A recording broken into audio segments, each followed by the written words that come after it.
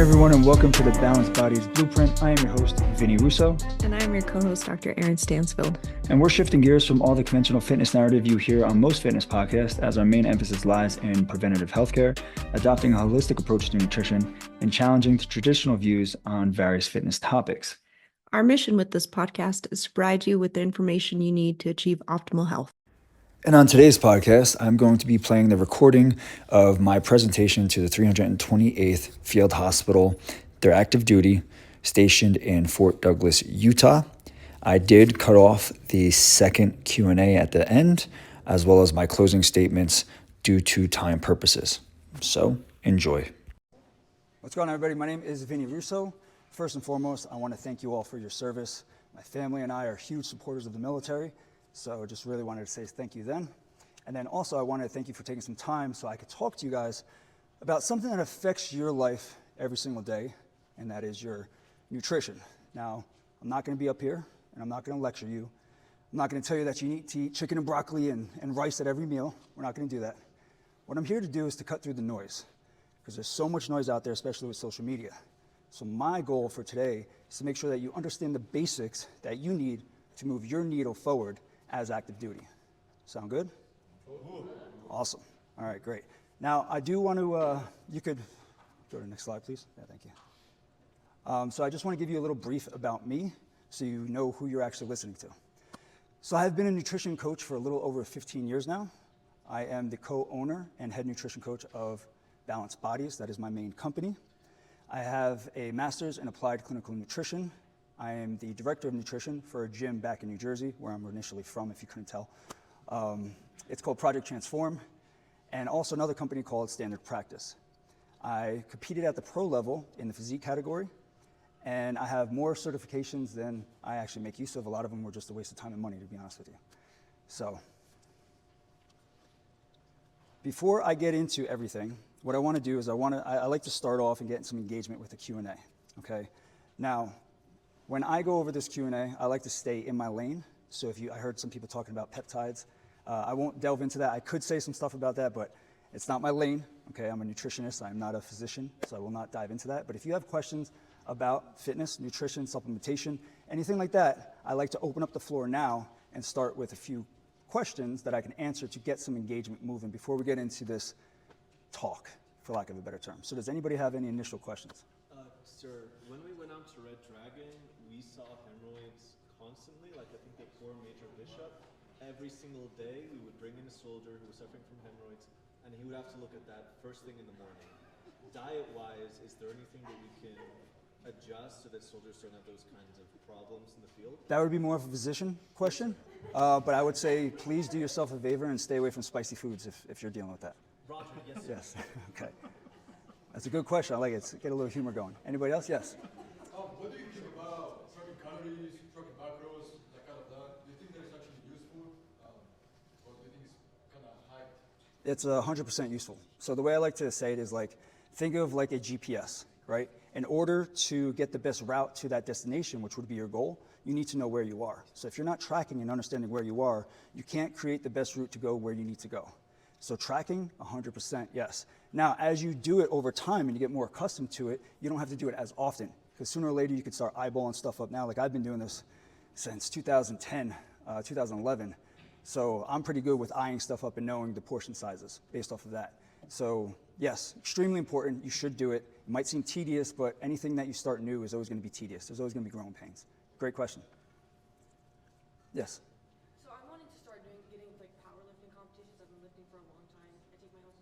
Mm-hmm.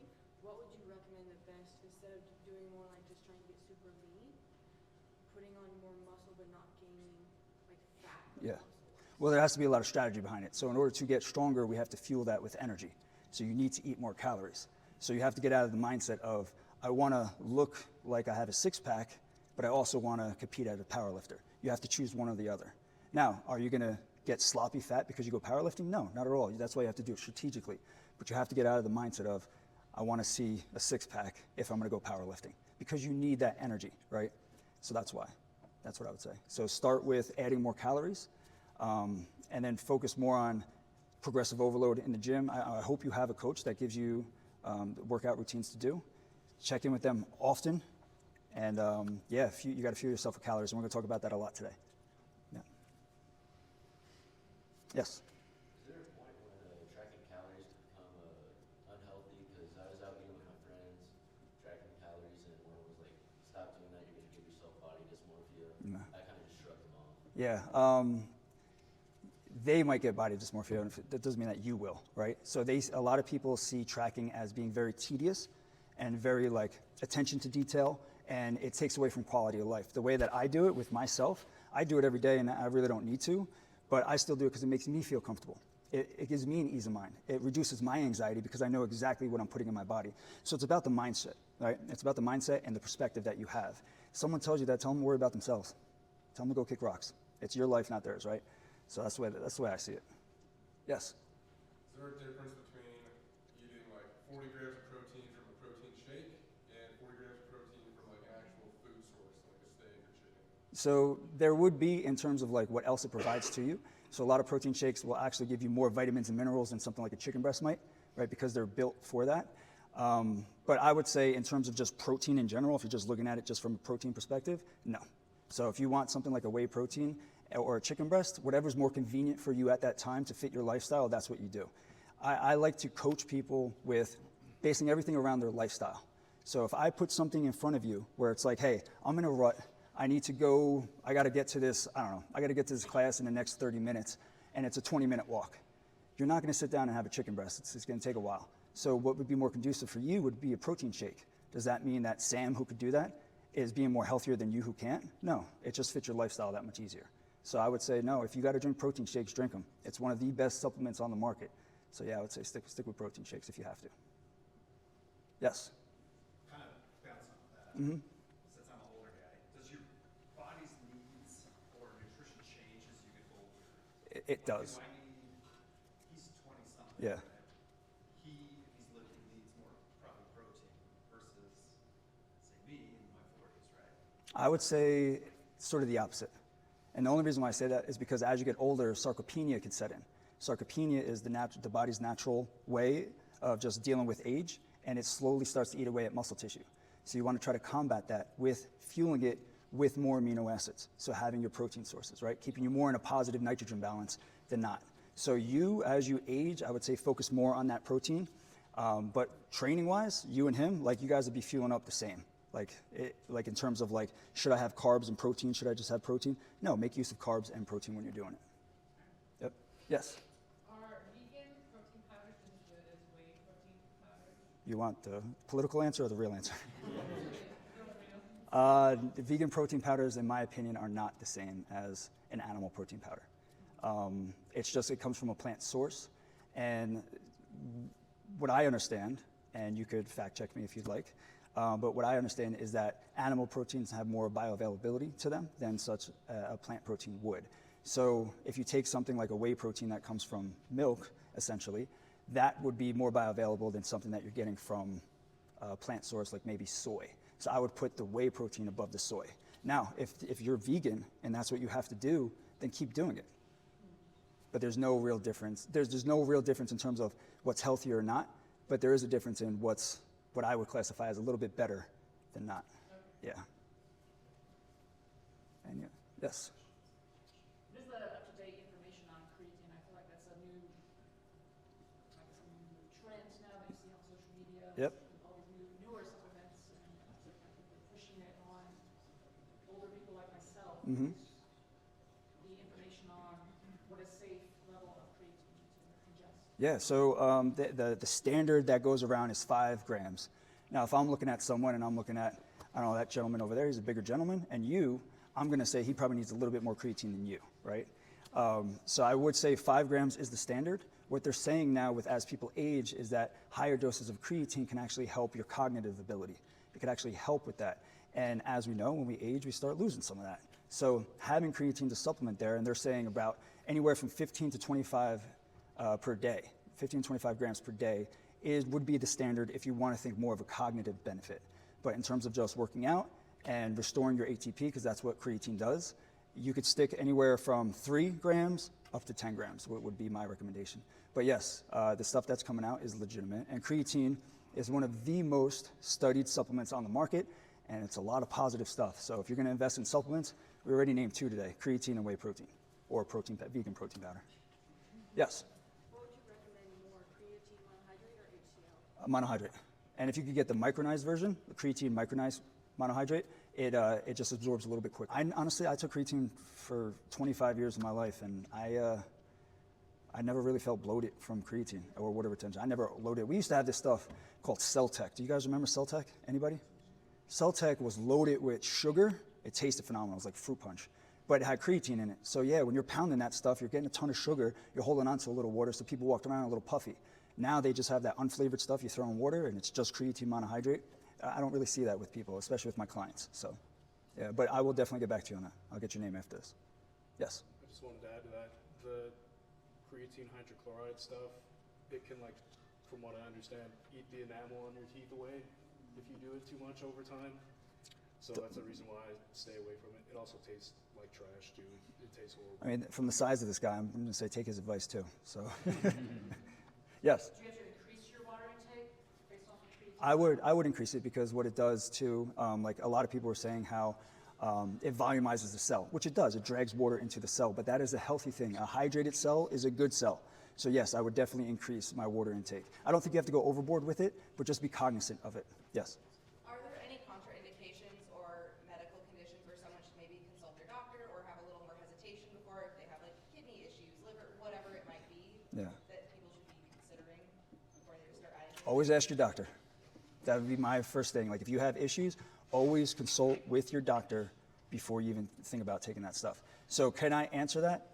I don't want to, because I don't want to overstep my lane. But I will say that if you are dealing with some kidney issues, you would have to be very, very aware of the supplementation that you do. Yes. Yes. What metrics do you use to define a healthy person? What metrics do I use? That's a good question, to define a healthy person. Well, I would say quality of life would play a big thing in here, and that might be like a political answer to you guys, but quality of life plays a big role, because you get people like you just brought up earlier, where some person thought it was too much to track their calories, right? And that would be too much anxiety for that person. So if I was like a healthy person, someone who is cognizant and aware of what they're putting in their body, and they're moving often, and they're staying consistent, that might be good for one person, but for that person who was complaining about tracking calories, that might be a quality of life diminisher for him. So it's really going to be dependent on the person. Me personally, I would say, if you move around as often as possible. They focus on healthy foods. Like by healthy foods, I mean whole foods and not ultra-processed foods. I don't like to see foods as either being good or bad, but it is a good tool to kind of play a mindful role. So they're very mindful when they eat. They move around often. They resistance train at least 2 times a week. And they're enjoying their life. They're a happy person. I would say that's a healthy person. Hopefully that's a good answer for you guys. What about the metabolic level of leptin, vitamin D, and hemoglobin A1C? Well, if you want to go into blood work, you mean? Yeah. Okay. Do you counsel on that, or you just leave it up to the physician? No, so when I first started, I would look at blood work, and I would give them my opinion and refer them to a physician. Now my wife, and I'll talk about this later, she is our team physician. So she usually handles all that. But I could look at lab work and be like, all right, listen, your cholesterol's a little bit too high. Your hemoglobin A1C a little too high. So that would not define you as a healthy person, and we would have to fix that with your diet. So anything that I have to fix on your blood work with diet, I would consider not healthy. So I hope, does that answer your question? Yeah, I'm just saying, you were talking about lifestyle, but Yeah.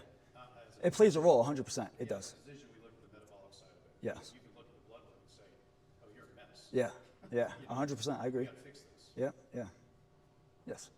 This is more of a personal question, sir, but in the past when you suffered like musculoskeletal injuries, like tearing something, have you increased your protein to promote healing, or do you stick with your current protein intake even when It's a great question. And I actually, I tore my bicep last year. Not fun, I'll tell you that. I tore it boxing. And I increased my protein intake. I did, absolutely, 100%.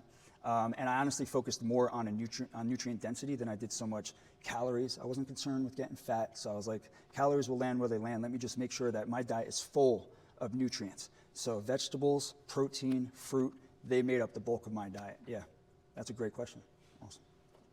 Any more? Yes? Do you have any preferred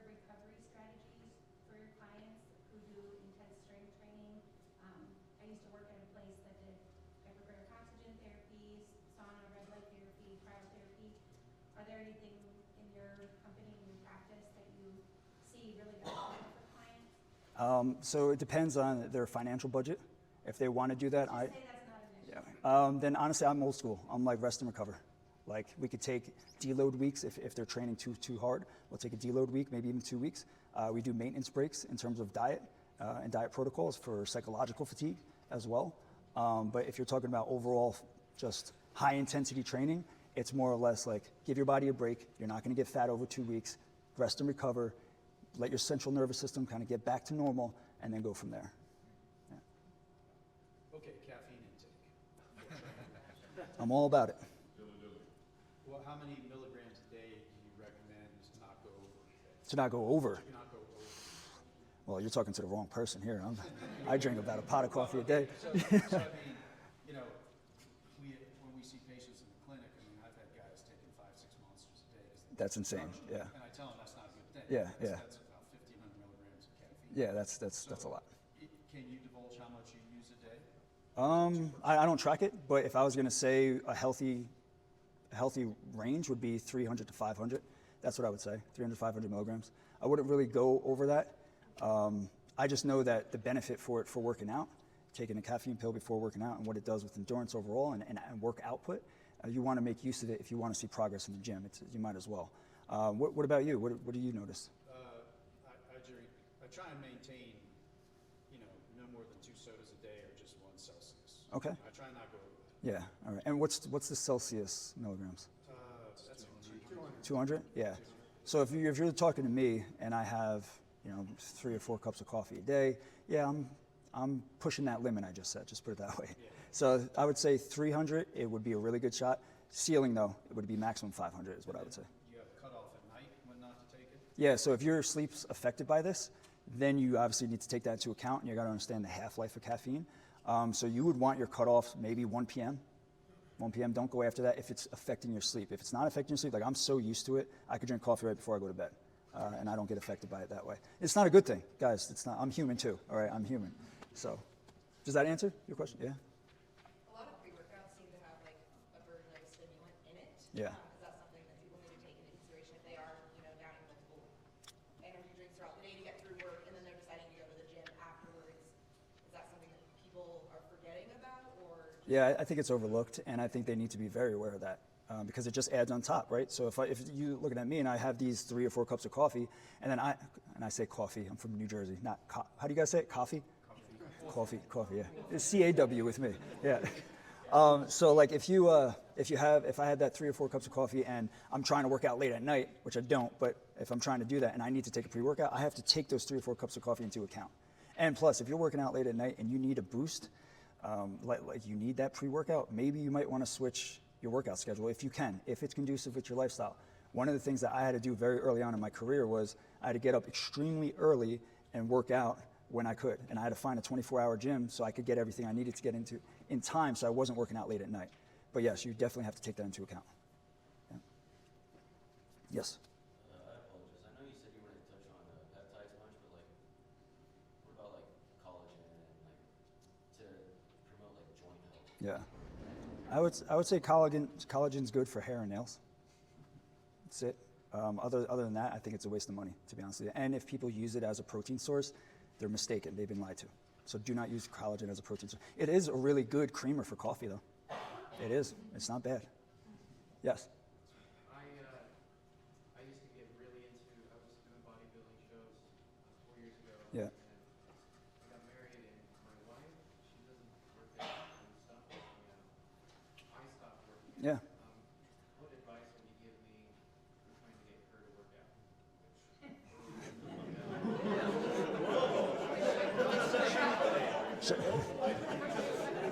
Should I stop recording? So honestly, listen, it's something that you're going to have to deal with, right? So, and something that everyone deals with. I know I'm divorced. I had 1 marriage where in the beginning I was heavy into bodybuilding. I would do 2 shows at least a year, which isn't healthy, but I would do that. And the lifestyle was so different, right? Because she wanted to go out to eat, wanted to go out drinking with her friends or whatever. And I was like, no, I'm not doing it. Go out and have fun. But she liked to have time with me, right? And I was just trying to, so it caused a little bit of a wrinkle in our relationship. She eventually tried bodybuilding and became really good at it. I don't think that's going to really happen with you, where like if you have to say to me, what can I do to get her to work out? The only thing that I would say is that over time, the body is going to lose muscle tissue. The only way to maintain functionality is to maintain that muscle tissue. Do you want to be in a wheelchair when your kids are going down the aisle, right? Like, do you need someone to help you up to go to the bathroom? Like, you have to, maybe you put that in front of her and make her realize, like, hey, just 1 or 2 times a week is all I need you to do. Body weight stuff first. Start off very easy with her, and then what'll happen is she'll start feeling better. She'll start realizing that she's paying attention now to what she eats. She starts looking better, clothes start fitting better on her, and you get this snowball effect of where now she's probably competing, and you're like, babe, what's going on? Like, why? No, I'm out of shape now. Now you're in shape. What is that shit, right? So, excuse my language. I don't know if I could curse here. Excuse my language. Sorry. But that would be my advice. Pitch it to her about how, over time, your body does lose muscle tissue. It's extremely important to have some type of resistance training in there. Start off 1 day a week with some bodyweight stuff. Come up with a little program. Do it with her. Get her into it, get a little momentum going, and then just let her go by herself, and the results will speak for themselves. Thank you. Yeah, of course. Vinny, what about, this is a personal question on my side, but are you doing weight cuts with MMA and boxing? Yes. Yes, I am. Can I talk to you offline about that? Yes, you can. 100%, yeah. And I box too, so and what I see, put it this way, what I see going on is wrong. What I see people put themselves through. And the way that I see it is, you practice how you're going to play. So your practice needs to be on point. And if you're going through stuff where you're not fueling yourself the right way and your practice is hindered, are you hurting your performance at the end of the day, right? So we'll talk. Yes? Do you provide education, this is probably more specifically for your female clients, on like different types of training for different phases of your cycle versus, and like training to support like hormone health as well? Women are a little more complicated in that. Yeah, so a lot of recent research has come out about that and the whole cycle syncing stuff. And what they've seen is that there is no real difference, right? So the way that I want to pitch it to you is when you're menstruating and you're having that part of your cycle, you're going to feel worse, right? You don't want to take that time off and try to give yourself like a little bit of a break, because over time, those weeks accumulate to you having less progress. So what the research suggests is that you should just leave everything the same. You shouldn't adjust just because you're not feeling that great, right? And the reason why is because you want to keep the progression moving forward as quickly as possible, as efficiently as possible, right? So by taking those weeks and kind of holding yourself back a little bit, because it might be a week for you, it might be 2 weeks for someone else, right? The way women feel, and trust me, I've dealt with it for the last 15 years, the way women feel on the menstrual cycle, it's very different amongst each individual. Some people don't even really feel it. Other people need 2 weeks before they could actually talk to you the right way. So I would say what research says is we don't want to change the training. Just keep progressing with it. Yes? What is your opinion on fasting? Is there any benefit to fasting in a certain period? So for example, intermittent fasting, there's no real magical miracle to it. There's not. Research shows that you can get the same amount of body composition change and health benefits as a calorie deficit would give you, a normal calorie deficit would give you. I would say this though, if it fits your lifestyle where you hate eating in the morning and it makes it easier for you to stick to your nutrition plan, then by all means do intermittent fasting. I have clients that do it. I don't do it. If you ask me if you should do it, I would say no, especially if you like eating in the morning. So if you're talking about that, intermittent fasting, I would say no real difference. If it fits your lifestyle, great, go ahead and do it. If not, then you don't need to intermittent fast. If you're talking about fasting in general, like multi-day fasts, for my question to you would be like, what would be the purpose? Like, why would someone want to do that? If they're like, hey, I want to give my digestive system a little bit of a break. Okay, I could see the understanding of that. And go ahead and try it. See how you feel, right? But I'm not going to say that it's going to give you any better benefit than it would someone sticking to a regular nutrition plan. Yes. Piggybacking off of that, not in terms of a fad diet where it's like Atkins or a specific name brand selling you a program, but for example, my father-in-law is doing a sardine diet where he eats 3 cans of sardines a day and that's it. Been very successful. How's he smell? Weight loss. But is there something to be said for making sure that you have whole food, well-balanced diet, eating at regular intervals versus I'm going to eat this one thing, or I'm only going to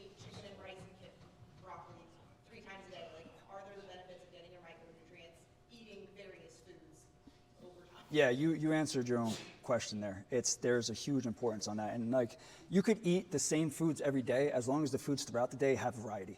Because if you eat something like, let's just say chicken, rice, and broccoli every day for every meal, cool, you'll probably, if you're tracking your calories and you do the right stuff, you'll lose weight and get good body composition, but you're only getting the nutrients that those specific food items give you. So that's why you want a variety throughout your day. And then people could stay with that meal plan for as long as they want, as long as they're getting that variety of nutrients. If people don't like to stick to the same meal plan every single day, then they could switch it up. But yes, you need to switch things up or at least have a variety so you get the full nutrient spectrum. There's no point like the sardine stuff. He's just getting exactly what the sardines are giving you, and he's losing a lot of weight because he's in a heavy calorie deficit with just sardines. I mean, I don't know how many sardines you can eat at one sitting. I mean, the smell alone would get me sick, so I don't know. That's intense. Yeah. Yes. How do you optimize your sleep? It's a great question. Optimizing sleep requires a few things. One, I think the environment is huge, and I think it gets overlooked a lot. So when I talk about environment, I'm talking about like pitch black. If you got blackout shades, get blackout shades. If you don't have them, if you can find a way to cover up from light getting in, please do that. The temperature is really, really big. You want to be on the cooler side. So I would like to say between 67 and 70 degrees would be great. That would be optimal. Now you might be cold a little bit, but I think that's optimal for sleep. I also think winding yourself down. So there's a technique I do with some of my clients who have their mind racing a lot, which prevents them from falling asleep quickly, right? Their sleep latency is off. What we do is we could do a brain dump. So it's just a little strategy where whatever's running through their head, like the grocery shopping list they have to do tomorrow, maybe they have a presentation like I have, right? Maybe they have to do that and they're just thinking about it over and over again. You do a brain dump where you just take whatever's on your brain, you put it on a piece of paper, and it tells you don't have to remember it. You'll have it in the morning, right? So that's a strategy if your mind's racing a lot. But I think the environment plays a huge role in it. Now, some people might say, well, what about eating right before bed? Is that going to affect your sleep? I eat right before I go to sleep because it helps me sleep. When I used to compete, I would be so hungry I'd wake up in the middle of the night, therefore reducing my quality of sleep. So I shifted my meals to make sure I ate right before bed so I slept the whole night. It really depends on the person, but the environment is huge with sleep. So I hope that answers your question. Yeah. Yes? So just to bounce off of that, are there any foods that you want to avoid before you go to sleep, other than caffeine? Well, yeah, caffeine ridden, but honestly, no, it's pretty much fair game. A lot of people are like, don't eat carbs because of your growth hormone levels. I eat carbs before I go to sleep, and I have my clients eat carbs before they go to sleep, and they're all getting results. So other than that, I really haven't heard of anything to stay away. Have you heard of anything to stay away from when you're sleeping? Like, is that maybe why you brought up the question? Did you hear anything? Yeah, I guess some people say don't eat protein because body, I don't know, just certain foods that I would say I would like argue against that only because as you're sleeping, let's just say hopefully 8 hours. I mean, that's ideal, right? But you want something in your system to kind of keep that nitrogen balance, like on the positive side. So having that protein source before bed might help. I can understand though the mindset behind that because it's like your digestive system's working so hard to break down the protein. Maybe it's keeping you up. I can understand that, but I would go against it. I would say no. We want protein before we go to sleep. Yes. I was going to say something I've done is since you're sleeping, you're pretty much in like an 8-hour fast without food. So you could have like a slow digesting protein to keep your body fed while you're sleeping. A casein protein. Yeah. So it's a little bit slower releasing than a whey protein is. Whey protein is pretty fast acting. Casein's more on the slower side. So people would drink casein protein before they go to bed. So as they're sleeping, the body's slowly being trickled some protein. Yes. So more and more civilians are taking a drug called Manjaro. Yep. And one of the side effects is that it makes them queasy, so they have a hard time like taking a bunch of protein shakes. Have you had any clients who are taking a drug like that? Yep. And have you made any adjustments so that they can still get their macros and their calories in even while taking that drug, sir? Yes. Yeah. So it's a good spin he did there because he related it to my clients so I can answer it, right? Instead of going with the GLP route.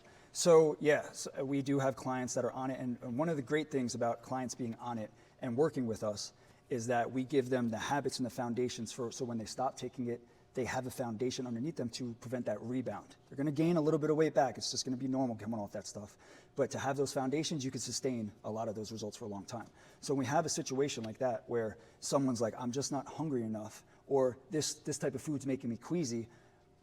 I had a very recent one where chicken breast was making this woman queasy. So we just swapped it out for another protein source is what we did. The problem that I run into sometimes with them is that they just can't eat all of the food that I have. And I'm like, well, now we're under eating calories. Of course, you're going to be losing weight, like even more now. We have to try to get those calories up. So what do? You go with very low volume, calorie dense foods. So for example, olive oil. You're putting olive oil in everything. You're going to drink a glass of milk, maybe 2 glasses of milk to get calories in that are very low volume to kind of just get you up to the level that I need you at. One issue that you did bring up, which is difficult, is the protein aspect. Because when we go that route and it's like, all right, well, protein shakes aren't that tasty to me. Chicken breast I'm getting sick of. You get dwindled down to, well, what else do I have left to give you? And it's literally like, if you're serious about this, we got to try to push you to at least choose something. And a protein shake is probably the best way to go with minimal water. So it's a little bit on the thicker side, but it's not too voluminous to where they're like, I'm so full from it. Hope that answers your question. Doesn't it? Yeah, of course. Anything else? Yes. I've heard a couple just things about fiber. Fiber's not talked a lot about. I don't know if there's benefits because when I was cutting, I noticed I'm not getting. I get super high protein in, super low cal, but I'm not getting in any fiber. Yeah. And I'm just not knowing if there's any benefits or if I should be getting that. Fiber is a staple. You need fiber in your diet, just 100%. You got to go with fiber. When in doubt, fiber it out. Go with fiber. But when you're in a cut, you have to think, how can I stay as satiated as possible while being as low calorie as possible? Vegetables are your best friend because they're very satiating, they fill you up, and they're very low calorie. So whenever you are in the cut, you should prioritize having those vegetables with your protein sources all the time. Are you someone that, when you went into a cut, did you just mainly cut out carbohydrates or what was it? No, I keep carbs in. So I do 160 grams protein a day at 1,600 calories for my cut. Mm-hmm. But I didn't really do tons of macros just because it was easier for me. But I was getting rice, I was getting some bread, not high, enough to where I'm able to go and go gym sessions Yeah. and feel energized. So how would you create your deficit? Would it be mainly then fats that you'd pull? Just lower volume of calories, just the deficit. As you say, just calorie deficit, right? So I just do less calories when I eat super whole food. Yep. Just super lean ground beef. But when you're pulling, what I'm trying to ask is, when you pull those calories, are you pulling them from your protein source? Are you pulling them from your carb source? Are you pulling them from your fat source? Are you doing a combination of carbs and fats? Are you doing all of them? Like everything's going to just be reduced down, where protein, carbs, and fats get reduced down? It was probably more fats that I was Yeah. definitely reducing, and a little bit of the carbs because I Okay. don't eat nearly as much carbs. Okay. For my protein sources. Would stay consistent. Okay, that's what I was looking for. So yeah, stay consistent with the protein sources. And if you're training often, you want to prioritize carbohydrates instead of the fats. But you can't go too low with fats. There's a healthy limit that we want to have. You want to make sure that you're not going below that limit, right? So you want to think maybe 25% of your total calorie intake is almost like a floor for a fat. Usually that rounds out around maybe 40 grams of fat per day for most people. Mm-hmm. Yes. A lot of us work in hospitals, and so a fair amount have worked night shift or swing shift or some combination of an altered sleep schedule during their career.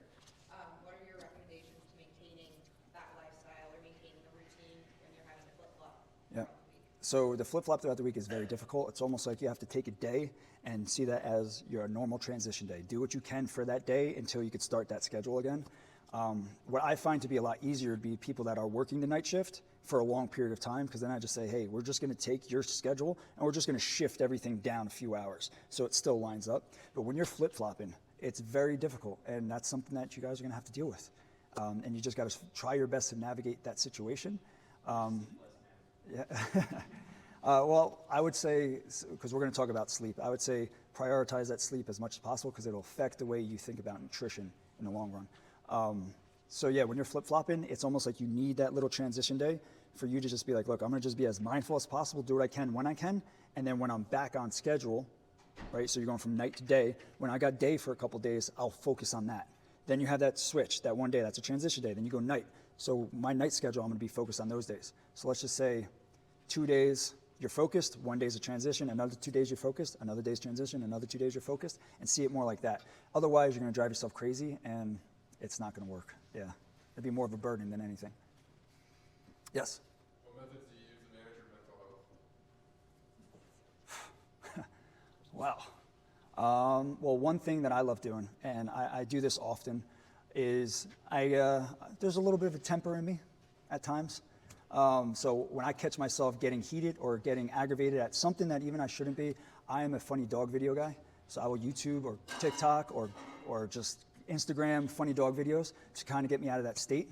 Another thing is I'm very type A. So when I find that like I'm in my head, there's this thing that you do when you go for a walk. When you go for a walk, you bring your senses in. So what does that mean? That means as you're walking, let's just say through campus, you use your senses. You start saying to yourself in your head what you're starting to see. So I see a green tree. Like you have to label it. I see a green tree. I see a brown squirrel. That was a red car that just drove by. Right? And what it does is it gets you out of your head and puts you in the moment. Right? So after you do the eyes, then you go to the nose. Well, I'm smelling stuff. What am I smelling? I just rained. I smell wet concrete. Oh, it's mud. I smell mud. Like you just go through it. And then you do your hearing. And that should get you out of your head. So I do that. I don't do yoga. I wish I did. I'd be more flexible. But when it comes to mental health, you have to be more aware that you got something going on. That's the biggest thing. If you're not aware of it, you won't be able to fix it. So awareness precedes change. Right? If you're aware of something, you could change it. And that's the biggest thing that I see with mental health. And some of my clients that don't even realize that they got some issues going on. And my wife would have to talk to them and then refer them out. But yeah, that's what I do. I just feel myself getting angry sometimes, funny dog videos. If I'm in my head, I'll do that walk where I'm trying to bring in my senses. It's not a lot, but it's something. I don't journal. I used to journal a lot. I don't have the time right now with a 15-month-old daughter that I don't have the time to sit and journal. So I'll get back to that, though. That helped a lot, too. Do you have anything that you do for yours? No, I guess that's what I'm trying to find. Okay. Right? Whether it's therapy or journaling or whatever it may be. Listen, For a long time, it was the gym. Yeah. And then things kind of flip-flopped where, the stresses of life or mental health were then affecting the thing that was the stress relief. Yeah. And so then when the stress relief diminishes, it's like a snowball effect of I'm more stressed out and my stress relief is no longer doing its job. Yep. So what do I do now? Mm-hmm. So I guess I'm trying to find new methods or ways to manage the stress of my life so that my original stress relief can improve again. Yeah, I would say try that walk thing. Just try it. It might sound woo-wooish. Try it. You'll feel better just in that moment, which might trickle on to later. But there's no weakness in seeking out help, man. So if you need to talk to someone, you got to talk to them. I had an issue with me, and I don't mean to get personal, but there's a point in time in my life where I didn't cry for like 10 years. I just couldn't cry. I had people die in my family. I had my best friend overdose. Couldn't cry. Didn't know what it was. I had to talk to someone, and I did. And now I cry watching commercials. So yeah, it helps. Yeah. Any other questions? Yes. Do you have any clients that you work with that are vegetarian and can see the same results as your clients who do eat meat? Yes, 100%. Work harder? It's not they have to work. Yeah, I like that you said that. It's not that they have to work harder nutrition-wise. They have to be more strategic, because when you're plant-based, you have to understand when you're getting your protein from plants, your carbohydrates are going through the roof. So your calories are going up when you're trying to hit your protein levels. So you have to be very strategic on how you go about hitting your protein intake while also staying within your calorie intake. So yes, I wouldn't say they have to work harder, just have to be more strategic. Anything else? No? All right, well, let's go ahead and let's get into this talk. So right now, this is sort of what we're gonna be doing. We're gonna be going over the foundations. So I'm gonna just basically give you the basics of what I feel like you need to really focus on. Then we're gonna talk about fads to facts. I'm gonna be going over some diet myths that you've definitely heard about, whether it be on social media or from your friends and family.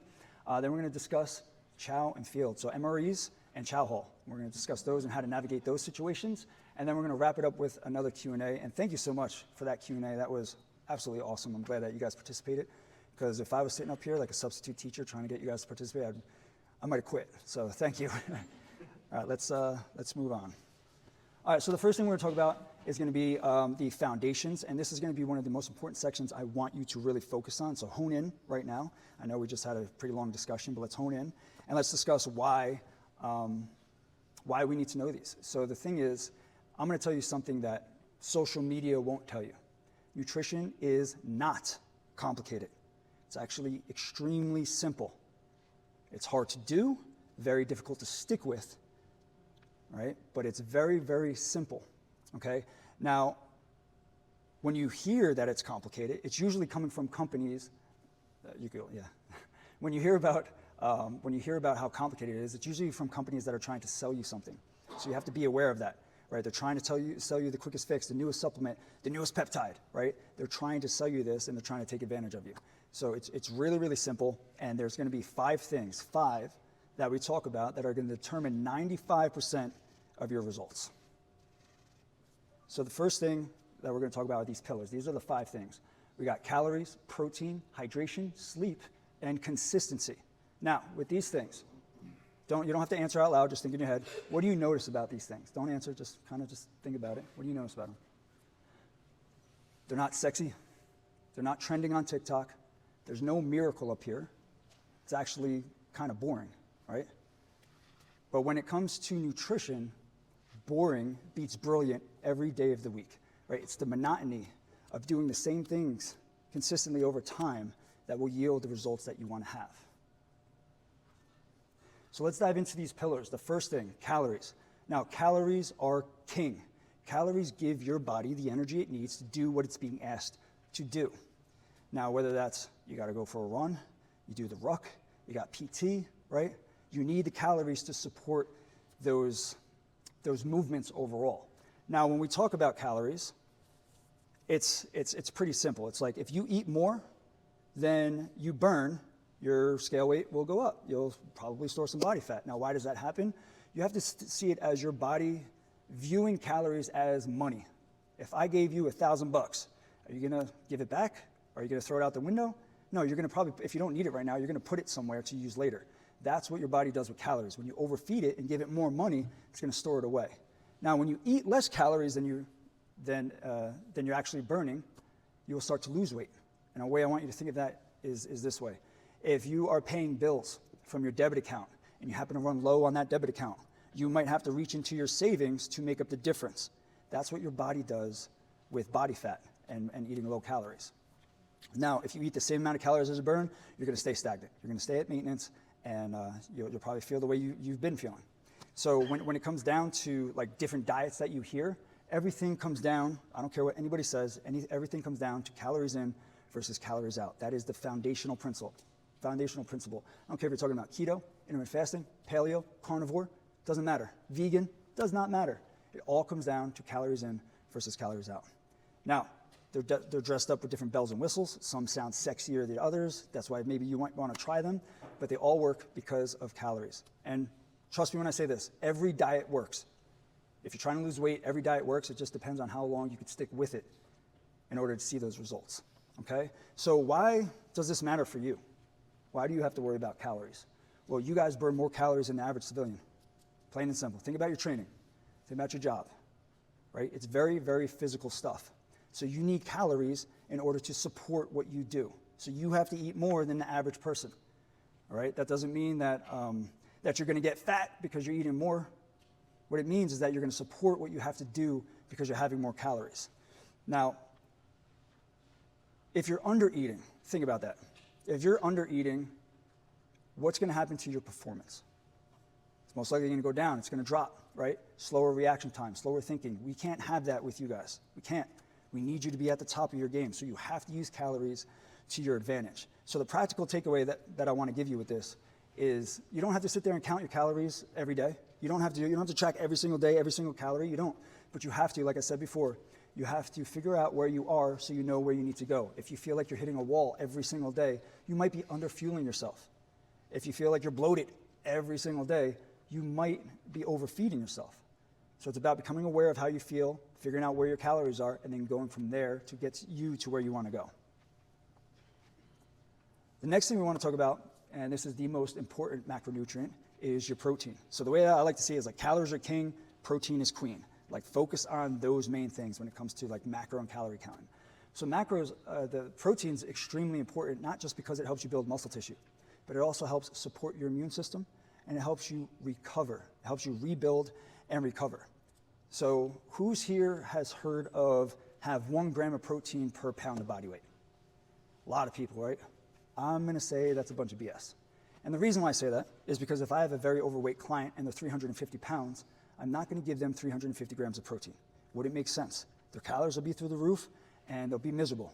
So what I like to do is I like to go off of lean body mass. So with lean body mass, I have 1.4 up there. I'm going to bring it down to 1.3. So about 1.3 grams of protein per pound of lean body mass. So let me give you a simple example. If you have a 200-pound male with 15% body fat, that means he has about 170 pounds of lean body mass on him, right? So that would be the 1. So you start there, that's your floor. Your ceiling, I'm going to say 1.3 instead of 1.4.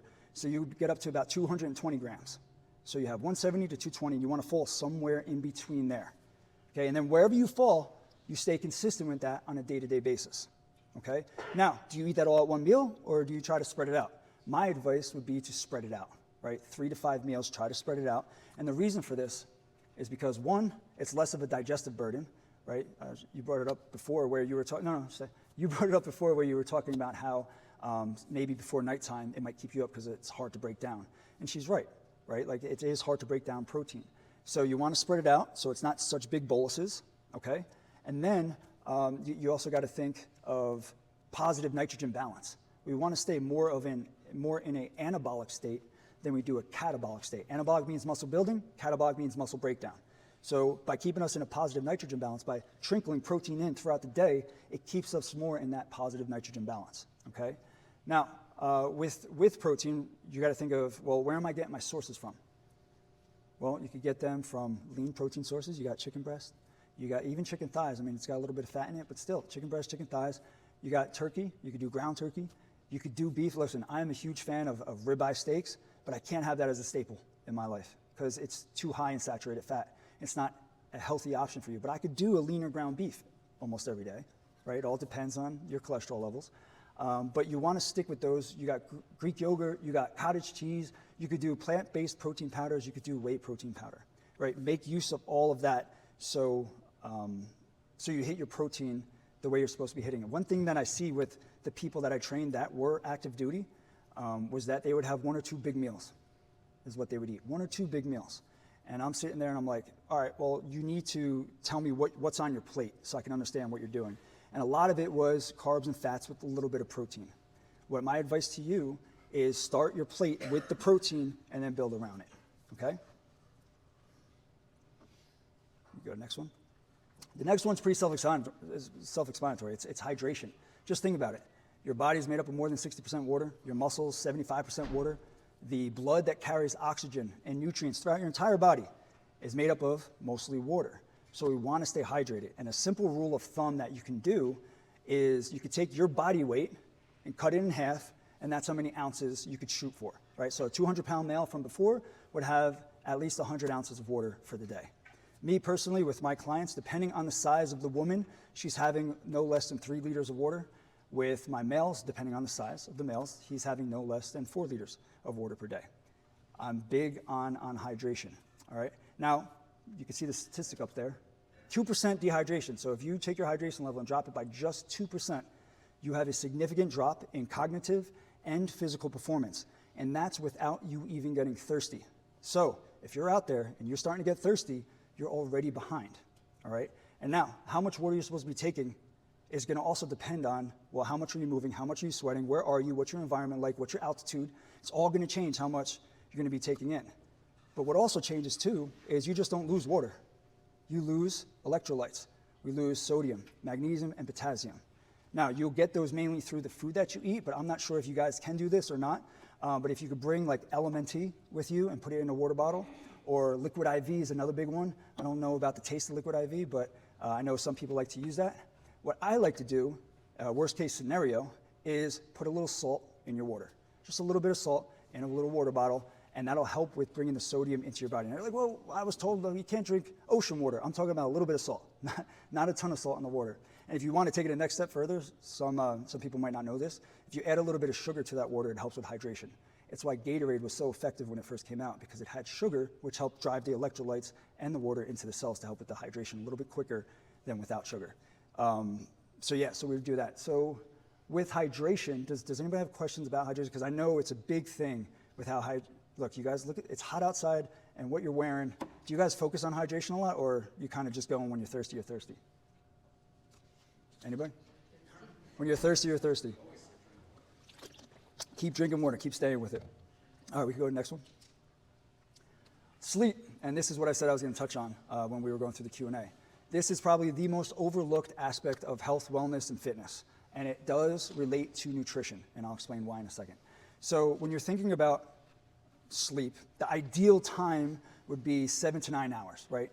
Get your 8 hours of sleep. So 7 to 9 hours is ideal, but look at what you have to do, right? Between, deployments, between watch, CQ, you guys, your sleep schedules might be thrown off, okay? So the way you have to look at it is you have to optimize it when you can. If you can take naps and you're short on sleep, please take your naps. They will help you. All right, sleep is so important. Sleep is where your body adapts to everything. Sleep is where your body recovers from all the stressors, whether it's physical, mental, emotional. It's where your body adjusts and adapts to everything. So we have to prioritize sleep. All right, so if you can, take care of, if you could do naps, please take your naps. Now, I'm going through something right now. Like I said earlier, I have a 15-month-old daughter. I haven't got good sleep in 15 months. I haven't. And it's just a season. That's the way I'm seeing it. It's my season where I can't prioritize my nightly sleep because she still gets up in the middle of the night. But I can take naps if I'm allowed, right? I'll try my best to take a nap. But I also know that in the future, I'm going to be able to prioritize it again. You got to do what you can do when you can do it. You can't over-stress about it. But it is very, very important. Now, how does it relate to nutrition? Well, if you have poor sleep quality, what happens is your hunger cues get thrown off and your hunger hormones get thrown off. So what does this mean? This means that if you're eating a meal and that normally you'd eat the whole meal and maybe your hunger cues would kick in and you feel satiated, well, that might not happen as often. So you might choose to eat more, which throws your calories off, right? When we talk about leptin and ghrelin, these are going to be the two main hunger hormones that sleep affect. Leptin is a hormone, I'll use this, leptin and ghrelin. Leptin is a hormone that when it increases, it tells your body, hey, I got enough energy, I don't need any more food, it's time to burn, let's burn some energy.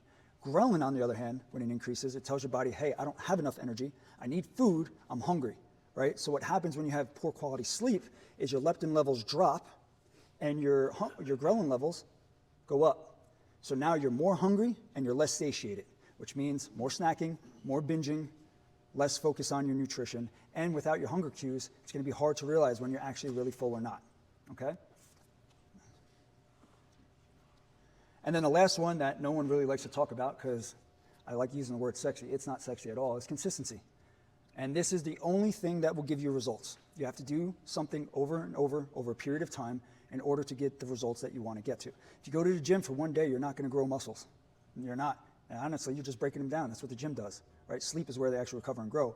But you're not going to get muscles from that. If you do it over time, if you take one day over 3 months, then yeah, you'll see a significant difference, right? Especially if you're a newbie and you get those newbie gains, which I'm jealous of, all those newbie gains. But when it comes to consistency, I want you to think not perfection, just consistent. So I would rather you be 80% adherent 100% of the time than 100% adherent only 80% of the time. So what does that look like? Because those are odd numbers. It looks like this. If you're on a diet plan for 10 weeks and you're doing 80% adherence 100% of the time, that means for the 10 weeks, you had 1 to 2 days off per week, right? Mainly 1 day off per week, maybe 1 to 2 on a few weeks, right? You had a date night with your wife. You went out with the boys. You went out, you had wine night with the girls. One night per week, right? You can maintain that. That still has a quality of life. Look at it from the other perspective, though. If you're 100% adherent for 80% of the time, that means for 8 weeks, you were 100% adherent, no veering off, very restrictive, following your diet plan, no quality of life. For those last 2 weeks, what happens? You binge eat, you go off the wall, right? And you ruin all the progress you made over those 8 weeks. It happens. Just look at bodybuilders. You were competing. Where is he? Yeah.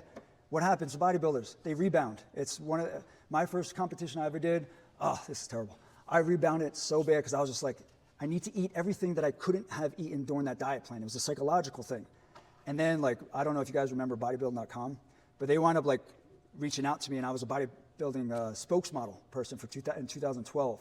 And that was, like, three months after my rebound. And I'm like, shit, I got to get back in shape, like, really, really quickly because they're flying me out.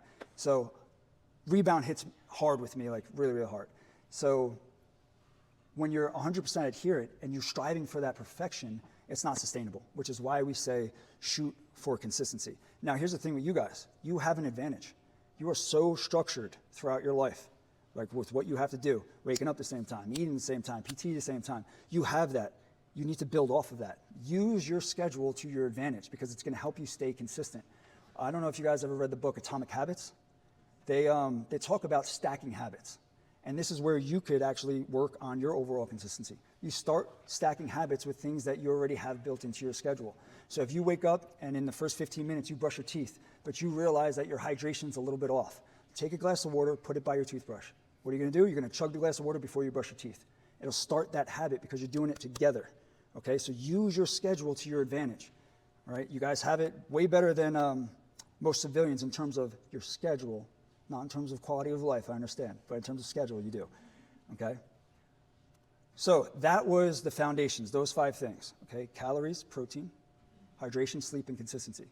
Before we move to these fads that I like to discuss, do you guys have any questions about those? No? All right, cool. Oh, yeah, go ahead. Why is it that, like, if you get, well, I'm just talking about myself, if I sleep that 7 to 8 hours, I feel even more tired than when I sleep 4 hours? So Because I'm so out of habit of doing it? it could be the inconsistency with it, right? It could be also where you're waking up in your sleep cycle. So if that 7 to 8 hour mark is like where you're hitting your deep sleep and like your alarm goes off, you're gonna feel like shit getting up. Like that's part of it. So it could be just your natural sleep cycle where you hit that mark and it's like because you got to get up at that mark, you're going to feel bad. To where maybe that 5 hour, like you're coming out of that deep sleep. So when you wake up, it's just like, oh, I'm up, like I'm ready to go. So I think that could be it. But yeah, the inconsistency also plays a huge role. So yeah. So now with these fast facts, this is my favorite section because we get to take some beliefs and we get to put them on the chopping table. Now, if I say something up here that you disagree with, I am more than happy to have open discussion, and we'll see who could convince everybody else who's right and wrong. So let's go through these. The carbohydrate confession. So carbs make you fat. Carbs don't make you fat. Calories, overconsumption of calories, make you fat. All right, so here's where this myth came from. And it's, when you think about it, it's like, oh my God, like it makes so much sense. So when you eat carbohydrates, they store in the body, in the muscle, and in the liver cell as glycogen. Glycogen is 3 parts water, 1 part carbohydrate. So you have 1 gram of carb and 3 grams of water together to make a molecule of glycogen. Now, what does that mean? That means your body's storing more water, right? So when you eat carbs, what happens to scale weight? It's going up because you're heavier, because you have more water in your body, you have more glycogen in your body. So when people are like, oh, when I eat carbohydrates, I get heavier, they're bad, I'm storing body fat. No, you're storing water, right? But here's the thing, here's where the psychological trick happens. When they cut carbohydrates, now they're not storing glycogen. So now they're not storing water. So they get on the scale, it goes down, I lost weight, this is good, carbs are bad. They start to eat carbs again, scale goes up, carbs are bad. And that's the cycle that people fall in. Because nowadays, and I try to get my clients to not worry so much about the scale, it's a secondary measure of progress for us, but everyone's obsessed with the scale. So if you could get something, if you could do something to drop scale weight on someone, they'll be happy and they'll believe it right away. So that's why the carb exists for you guys. You need carbohydrates. Do not take them out of your diet. Do not. You need them to fuel you. Carbs are your main source of energy, especially for high intensity stuff. Right? If you gotta go, you gotta go, man. I can't have you lagging ass. I mean, you're protecting me. I need you to protect me, right? So keep carbohydrates in your diet because if you start to pull them out, your performance is gonna tank. It is. I tell my clients that are big into weightlifting that we're not gonna focus so much on the fats. We're gonna really, really focus on using carbohydrates to our advantage because it increases performance, okay? So make sure we're keeping our carbs in there. Let's go on to the next one. Breaking the clock, not the scale. So I don't know who's ever heard of you can't eat after a certain time per night. It's a bunch of BS. Don't eat after 7 or 8 p.m. Well, why not? Well, because then your body stores all those calories as fat. So you mean to tell me my body flips a switch after a certain time at night that just takes all those calories and puts them as fat? Well, you're not as active. You're right, I'm not as active. But if I have 2,500 calories before 5 p.m. for the day, and I have 2,500 calories before 11 p.m. for the day, still 2,500 calories my body's taking in. So it's not an increase in calories, it's not a decrease in calories, it's the same thing, right? Your body just doesn't flip a switch and say, I'm going to store fat. What I will say though, is the reason why this kind of came out is because studies show that people who eat late at night tend to gain more weight. Does anybody have a guess for why? Because they're not eating enough during the day and they're binging at night, they're overeating. That is a very, very good answer. That's not what the study said, but that's what I agree with 100% because I see it all the time. You wake up, you have a cup of coffee, you go to lunch at work and you have a salad or a sandwich, you get home and then you eat dinner with the family and you got kids to take care of and your body's begging you for food, so you start binging. Yes, I agree with that 100%. Anybody else got a guess? Food choice late at night isn't typically sitting down to grilled chicken. It's eating crackers and cheese and chips and whatever else is quickly available. That's what the study says. So yes. So the study was like, hey, they gain more weight because, well, they're mindlessly snacking on calorically dense foods like chips and cheese and crackers, and it adds up over time. And these are with people that were eating throughout the day, and then they mindlessly do that. When you're watching TV and you're picking, it's like, movie theater popcorn, right? They give you movie theater popcorn, so you just grab and eat while you're watching. It's mindless, and that's what happens. And that's why this came out, where it's like, well, if you stop eating before 7 or 8 p.m., you won't have that. And you're right, people lost weight when they did that, because they stopped mindlessly snacking, not because there was some switch in the body. So why does this matter for you, though? I don't care what your day is like. Like, eat your food. You don't, like, if you happen to get home late from training and you're like, oh my God, it's after 8 p.m., I can't eat. No. Eat your meal that you're supposed to have, right? Because we have to fuel your performance, not your ego with the flip of the switch. So let's go to the next one, please. This one, I'm not sure how big it is with you guys, but I've seen this with, in the beginning of my career with a lot of clients, was they felt like they had a detox, or they had to get this cleanse before they could start dieting. And their main thing was like, I got to get rid of my waste in my body and toxins in my body. And my response normally to them was, you have organs that do that for you. You don't need a $40 tea to do that, right? Your liver does this for you. Your kidneys filter out the waste for you. You have these organs working 24 hours a day, 7 days a week for you to do that. You don't need to do that. But here's what happens with people when they start to do it. When they trust in it and then they do it, these cleanses and teas, some of them are filled with diuretics like dandelion root extract or even laxatives. So what happens? Oh, I'm peeing more. I'm going to the bathroom more, so my body's getting rid of all of the stuff. And it's like, well, no, you're taking laxatives. You're not detoxing anything, right? Another thing that they do is like you have these multi-day cleanses where you can only have this certain drink for like 3 to 5 days. And people do it and they lose a lot of weight. Well, why do they lose weight? Because the drinks are 200 calories each and you're having those for 5 days, 3 times a week. So you're having 600 calories a day. That's why you lost weight. It's called a calorie deficit. It has nothing to do with the teas or the cleanses cleaning out your body.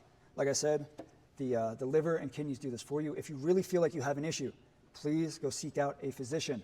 Let them look you over. They will tell you. Right? I know there's a big thing with like big pharma's out to get us. No, doctors do this. Doctors are here to save you. Doctors are here to do the work that no one wanted to take the time to do, which means like go to medical school, do a residency, internships. Yeah, it's a lot. So trust them. They'll tell you the right thing. All right, let's go on to the next one, please. Gluten-free the way to be. Is that true? No. People who avoid gluten that don't have a gluten intolerance or celiac disease, I think it should be very offensive to those who do have a gluten intolerance or celiac disease. Celiac disease is extremely life-threatening, right? It could develop into cancer if they're not taking care of what they have to take care of in terms of gluten. People with sensitivities, that makes up about maybe 2% of the population, we'll say. People with celiac disease makes up 1% of the entire population. I'm pretty sure, and I mean it could happen, but 97% of the population does not have an issue with gluten. Right? There was this myth going around that it acts like a bowl in a china shop with your microvilli in your intestines, and it breaks them all down and then puts holes into your intestine. Gluten is not inherently bad. You can eat gluten. You don't need to avoid it. And if you think about it, have you ever had, listen, I like I said, I'm from back east, so pizza and bagels are like big with me. And the pizza, listen guys, the pizza out here sucks, dude. Like, wow, I'm sorry, I had to say it. But have you ever had like a gluten-free pizza? Have you ever had a gluten-free cookie? It doesn't taste good. It's not good at all. So what do they have to do to try to make it somewhat palatable? They got to add stuff that makes it taste better, like sugar and like fat. So you have this cookie that's gluten-free and you have this Chips Ahoy. Well, I'm going to say, yeah, one's gluten-free, one's not. I'm probably going to choose the Chips Ahoy because there's probably more fat and sugar in the gluten-free cookie. Just because it's gluten-free doesn't mean it's healthy, all right? If you do, once again, if you do have an issue, you were diagnosed by a doctor that told you have an issue, please stay away from gluten. But if you don't have to. If you feel better, if you do it and you feel better even though you don't have a sensitivity, by all means, keep doing it. But don't tell people you have to stay away. Tell them that you're choosing to stay away. Okay? Let's go on to the next one. The sugarlicious secret of fruits. I've actually just, I had a debate with someone a couple weeks ago about this. So they were online preaching about how fruit is bad because there's so much sugar in it. And I said to them, tell me one person who's ever gotten fat by eating too much fruit. They couldn't. And they couldn't because that's wrong, right? Yes, does fruit have sugar? Of course it does. But what else does it have in it, right? You're cherry picking the contents of fruit. You have to understand, fruit also has a ton of fiber. Fruit has a ton of water. Fruit has vitamins, minerals, phytonutrients. All of that you're taking away because it has sugar? Doesn't make sense. You want to make fruit a staple in your diet plan. And if you look at the research and what the studies say, people who consume fruit often have lower cause of mortality, have lower risk of cardiovascular disease, have better blood work. You're just an overall healthier person when you eat fruit. So make use of fruit. There's nothing wrong with fruit. Okay? So next one, please. Artificially deemed bad for you, and I saved this for last because I feel like this is a big one, where people think artificial sweeteners are bad for them. No matter what you believe, I'm going to tell you now that you could stick to what you believe, but I will say that you might have been duped, right, where they said that aspartame causes cancer. Well, here's what they did with aspartame. They took a rodent and they gave it the equivalent of a human drinking 800 cans of diet soda in one day. Is that even possible by humans? No.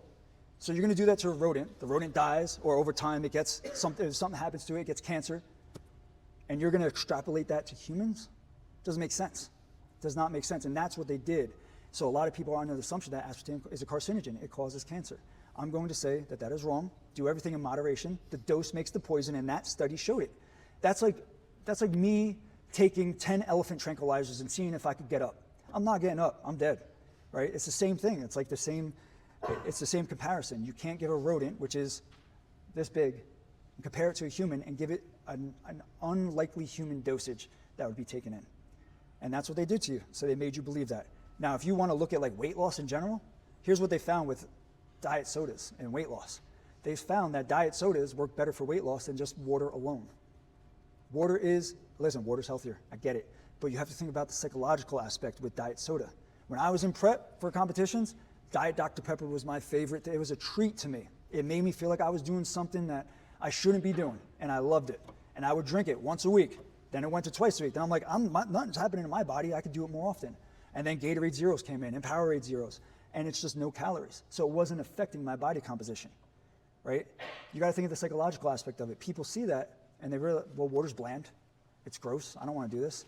But you throw a diet soda in there with their meals, they're going to be happy, and they're going to eat it, and that's what helped them. It helped them curb some cravings, and it helped them stick to their diet plan better, which is why it worked better than water. It's not better than water. I just want to make sure you guys know that, but it worked for weight loss better than water. Okay, let's go to the next one, and that's it. So, off of those myths, we got anything that pops up? You guys got to stand up, maybe shake it out a little bit. You've been sitting for a while. You want to stand up? Go ahead, stand up and shake it out if you got it. I could take a sip of my water.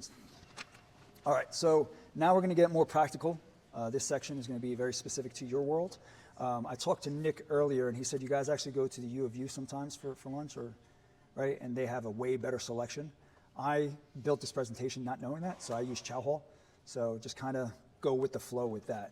But you got to understand that when you're eating at Chow Hall or the U of U most days, or you're in the field living off MREs, they're going to have their challenges, but you also can find a way to use them to your benefit, especially if you're going to the U of U and taking care of that cafeteria. That's a great connection you guys have. I didn't know that, so that's awesome. So let's go in and let's start talking about Chow Hall first. So when you're deployed and you're at a mess hall, or you're stateside at DFAC, you want to be able to know what you're getting yourself into, right? Because you're going to have a ton of options. And those options can seem overwhelming at times. So you have to go in there with a little bit of a game plan. And so here's the game plan that I'm going to give you that you can utilize just to get started moving right in the right direction. Remember I talked earlier, protein is the most important macronutrient. So think about starting your plate off with protein. So when you're getting in line and you see all these options, go towards the protein section. All right, with the protein, I wanted you to take a look at your hand size, because it's not a scale, right, where you're going to weigh out your scale. And it's something that you should hopefully always have on you, right? So hopefully, right? So you take a look at your palm, depending on how big you are. and that will be anywhere between 5 and 8 ounces of meat, right? You could do 1 to 1.5, even up to 2 servings of protein. Just stay consistent with what you do. Just try to eye it up with your palm size. And you want to stick with the leaner protein sources when you can, right? So if we're talking about chicken, we're talking about fish, we're talking about eggs, even low-fat dairy would be a good option as well. And some beef here and there, just be careful of how fatty it is. And you want to use this to start off every single plate. The next thing you want to look at, because of who you are and how demanding physically your job is and training is, you want to utilize carbohydrates. So instead of using your palm, you use your fist. Some people like to use their cupped hands. I'm like, that's a little weird. Let's go with the fist, right? So you want to do 1 to 1.5 fist sizes of the carbohydrate, whether that be potatoes, rice, I don't know, quinoa, oats, fruit, whatever it is, you want that on your plate, right? Think smart carbohydrates. By smart, it's like, remember I said, I don't see food as good and bad, but it is a good tool to kind of make yourself a little bit more mindful of your decision. See it as like, well, is this a good carbohydrate to have or is this a bad carbohydrate? Just kind of roll around with it in your head and make that decision and do 1 to 1.5 fist size. Now, this will change depending on how active your day was. If it was really hard, really physically training, you might do, instead of doing 1, you might do 2, right, to kind of help you replenish yourself. So that's going to be a variable, 1 to 2. You don't have to stay fully consistent like you do with protein per meal with that. And then the rest of your plate, fill up with vegetables and use colors. Colors mean nutrients.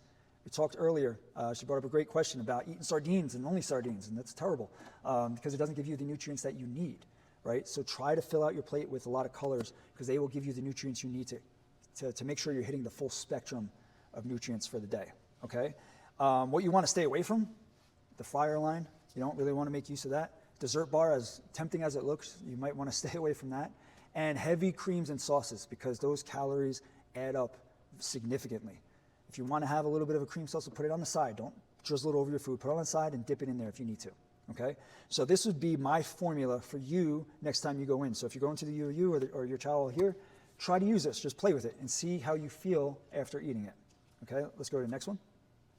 This is something that I believe you guys already have in place, the Go for Green. And this is one of the most effective tools that the military has done for nutrition with you guys. And it's awesome. It's saying, hey, here's a traffic light. If it's green, you go for it.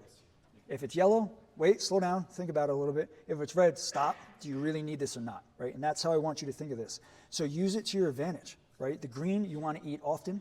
The yellow, you're here and there. And the red, once in a blue moon, right? So if you're thinking about it in terms of like a percentage, the percentage would be probably 70 to 75% of the food that you're going to be consuming should be green. Yellow hits around 20%.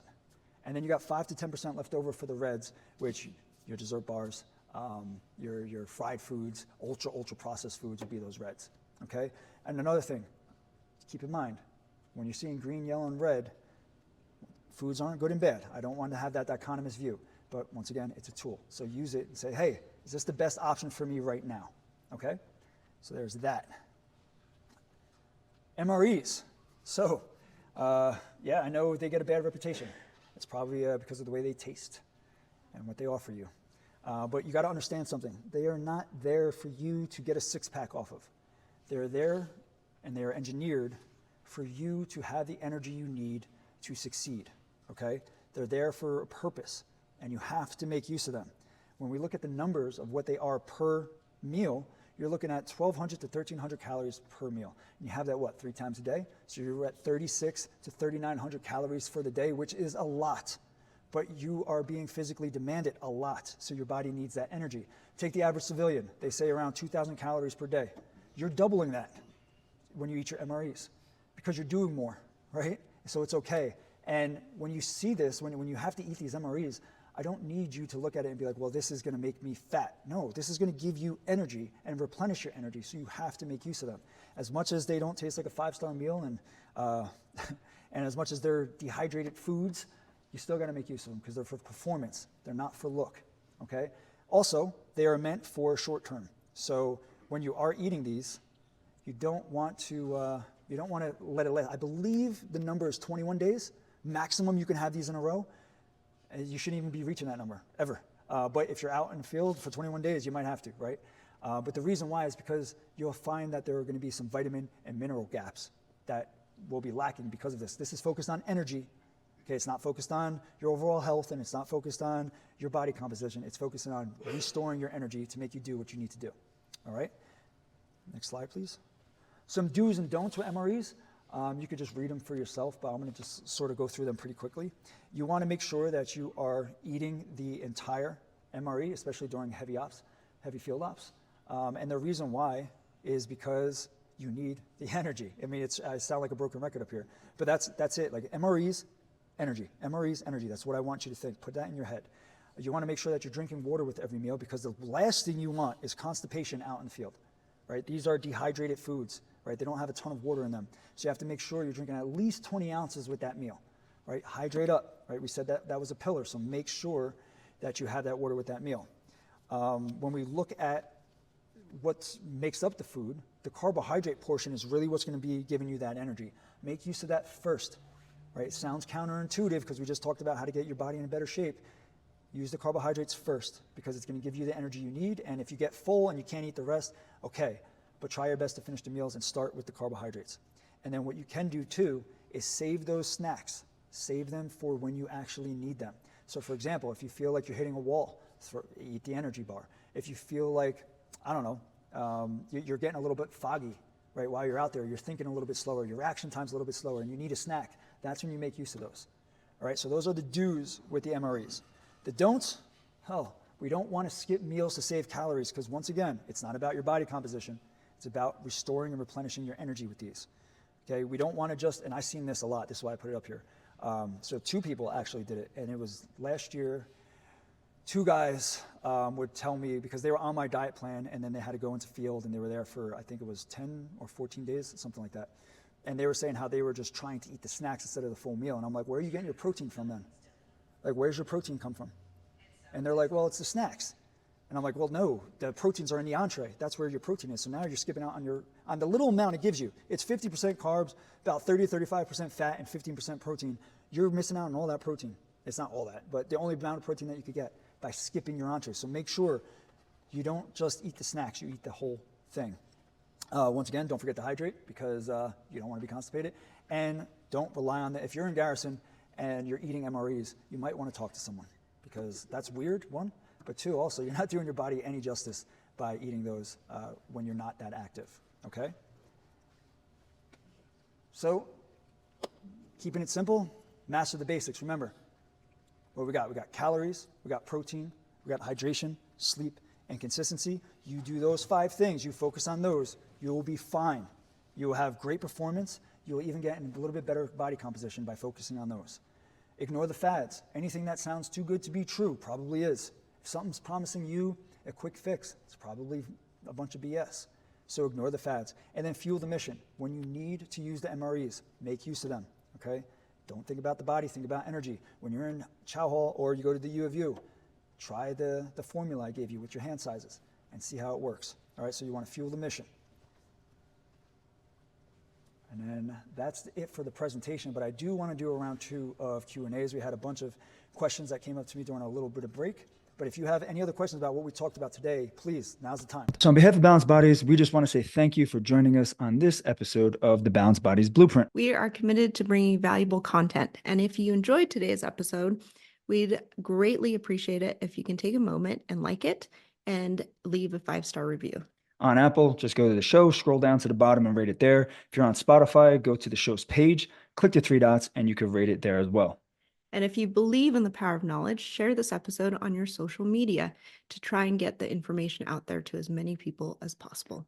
And as you navigate your own path towards better health, remember that Balanced Bodies is forever in your corner. See you all next week. The podcast content may include discussions of medical topics and health-related information. However, the information provided should not be considered exhaustive or complete, and it should not be relied upon as a substitute for professional medical advice or treatment. Always seek the advice of your physician or other qualified healthcare providers with any questions you may have regarding a medical condition or treatment.